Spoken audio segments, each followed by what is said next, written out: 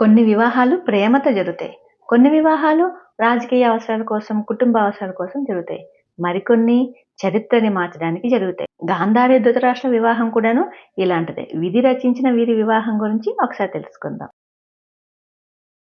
హస్తినాపురంలో పాండురాజు మరణం తర్వాత రాజ్యభారం అంతా కూడాను ధృతరాష్ట్రం మీద పడింది. అందరికీ ఒకటే భయం, ఏంటి, ఈయనకి కళ్ళు కనిపించవు, అందుడు మరి రాజ్యపాలన ఎలా చేయగలుగుతాడు? కనీసం వీళ్ళ సంతానము, వీళ్ళ పిల్లలైనా చాలా బలంగా ఉంటే బాగుంటుంది అనేసి అందరూ కోరుకున్నారు.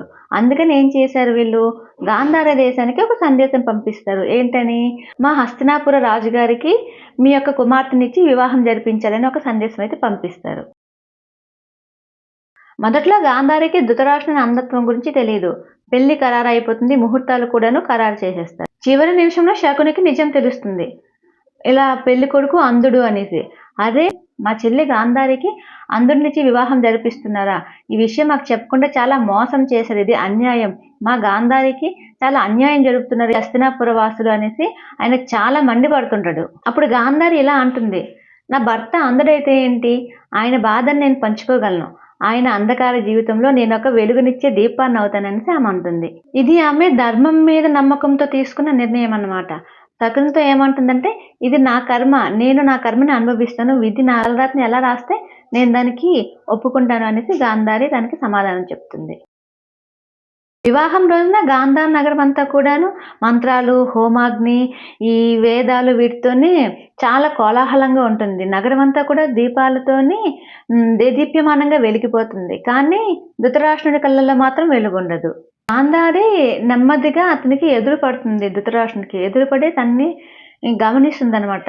కానీ ధృతరాష్ట్రుడు చాలా మౌనంగా అలా ఉంటే తన మౌనంతో తను అర్థం చేసుకుంటుంది. ఏంటని, నా భర్త చీకట్లో జీవిస్తున్నాడు అని తను అర్థం చేసుకుంటుంది. వివాహం అయిన తర్వాత గాంధారి తన గదిలో కూర్చొని ఒక తెల్లని వస్త్రం తీసుకుని నెమ్మదిగా తన కళ్ళని కట్టుకుంటూ ఉంటుందన్నమాట. కళ్ళని కట్టుకుంటూ ఏమనుకుంటుందంటే, నా భర్త ఈ లోకాన్ని చూడలేనప్పుడు నేను మాత్రం ఎందుకు చూడాలి, నేను ఒంటరిగా వెలుగులో ఉండడం కన్నా తనతో పాటు చీకట్లోనే ఉంటాను అనేసి తను ఇంకా కన్నులు కట్టుకునే ప్రతిజ్ఞ అనేది తీసుకుంటుంది. తన జీవితంలో తీసుకున్న అతి బలమైన నిర్ణయం అనేది ఈ కన్నులు కట్టుకోవడం.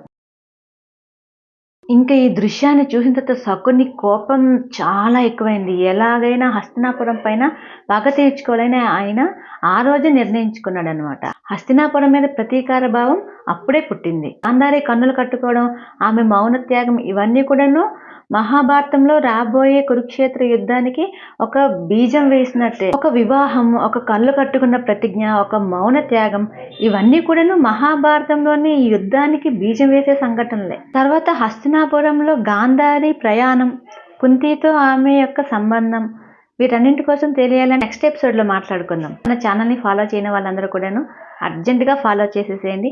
నెక్స్ట్ ఎపిసోడ్ కోసం వెయిట్ చేస్తూ ఉండండి. ఈ వీడియోని లైక్ చేయండి.